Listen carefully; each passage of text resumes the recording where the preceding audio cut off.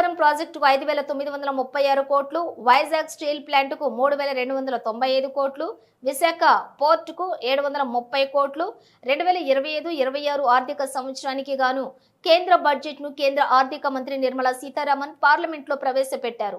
ఈ బడ్జెట్ లో ఏపీకి పలు కేటాయింపులు చేశారు. ముఖ్యంగా పోలవరం ప్రాజెక్టు, విశాఖ స్టీల్ కి ప్రాధాన్యతనిచ్చారు.